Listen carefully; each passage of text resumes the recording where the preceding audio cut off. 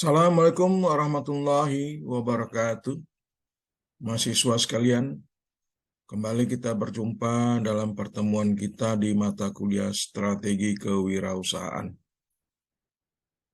Pada minggu-minggu ini kita akan sampailah pada babak akhir daripada pembelajaran kita. Untuk itu, agar lebih serius lagi Anda untuk bisa belajar, ya. Walaupun di mata kuliah ini adalah merupakan pengalaman Anda sekalian, ya, sehari-hari, karena Anda sudah terjun ke bidang kewirausahaan, ya. Karena Anda telah eh,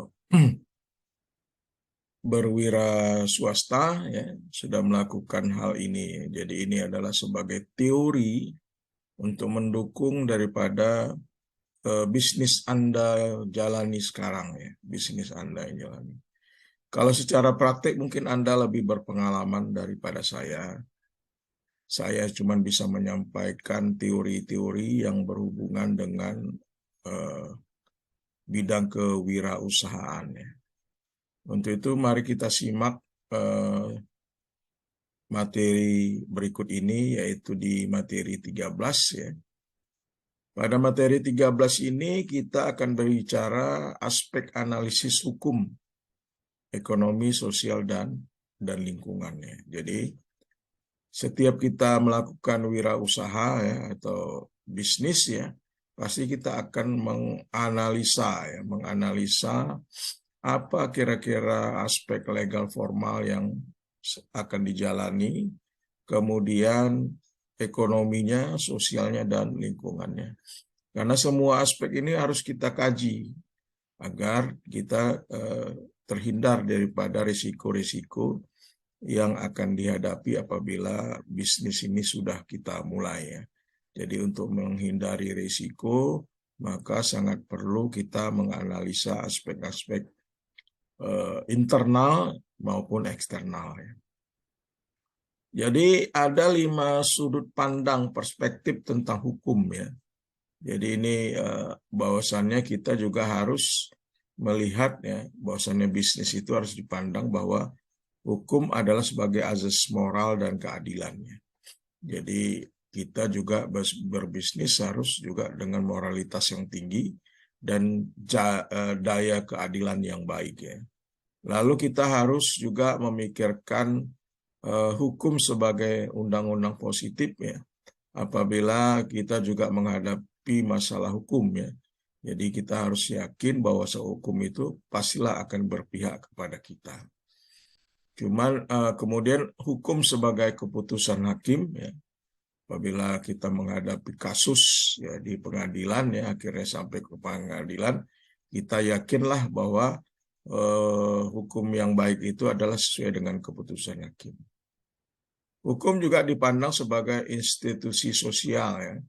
Jadi gerakan sosial atau untuk mengatur kehidupan sosial juga perlu hukum.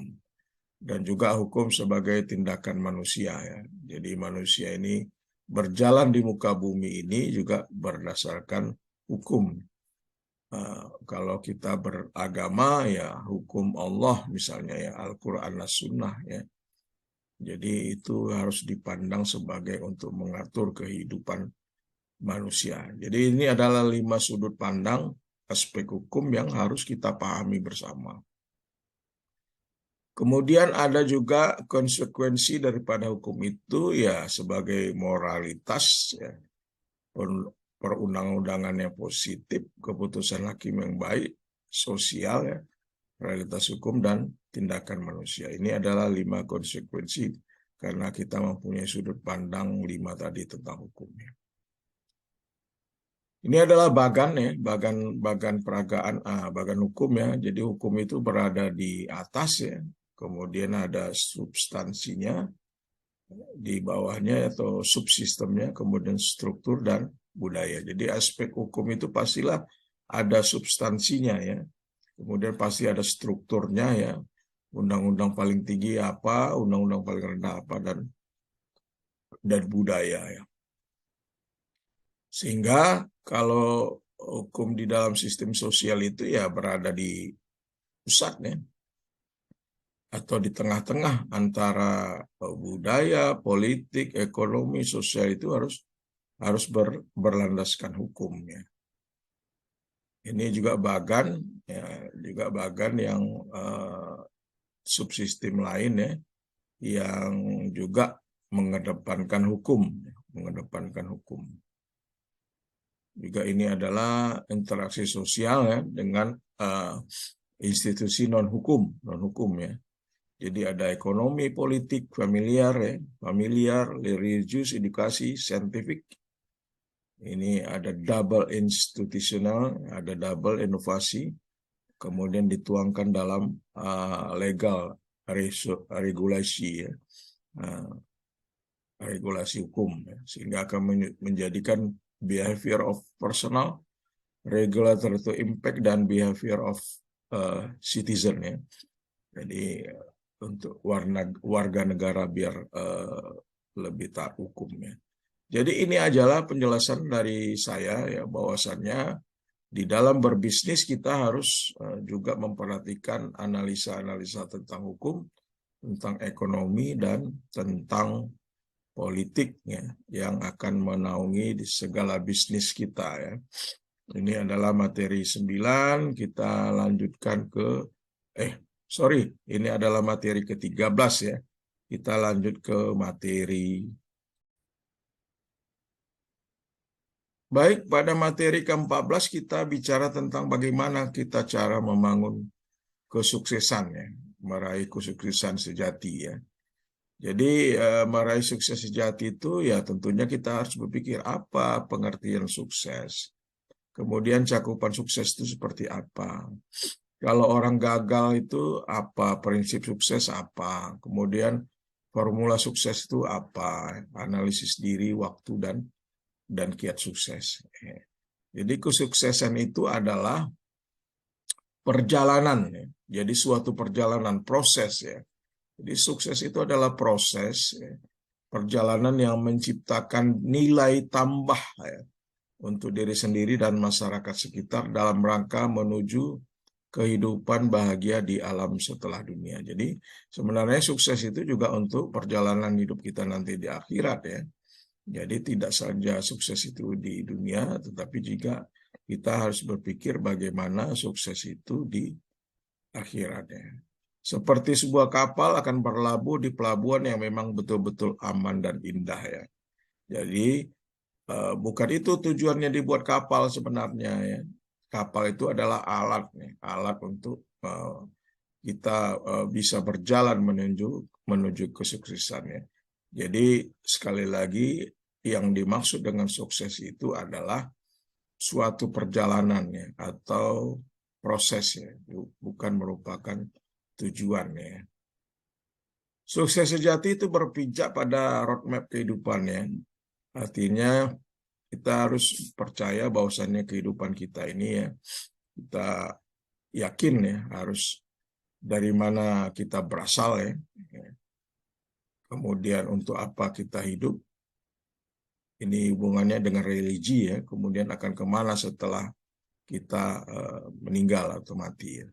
Jadi manusia itu lahir, diciptakan Allah, manusia berkehidupan dengan alam semesta, tentunya harus beribadah, beramal sebaik-baiknya.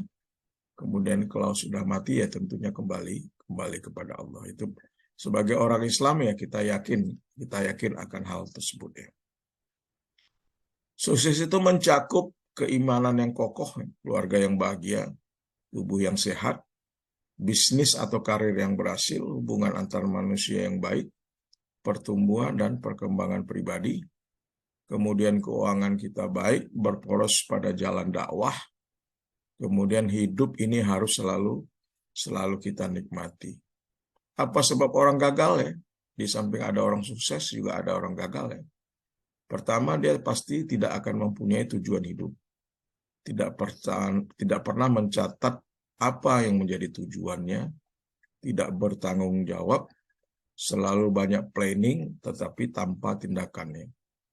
Tidak yakin akan kita sukses, malas, kemudian bisa juga karena salah berteman, manajemen waktu yang lemah, tidak mempunyai pengembangan diri, tidak ada komitmen untuk sukses, kurangnya hubungan antar manusia, bodoh dan sombong. Jadi kegagalan merencanakan itu sama dengan merencanakan kegagalannya. Jadi kegagalan merencanakan itu sama dengan merencanakan kegagalannya. Kemudian yang terakhir ada 8 prinsip sukses. Ya.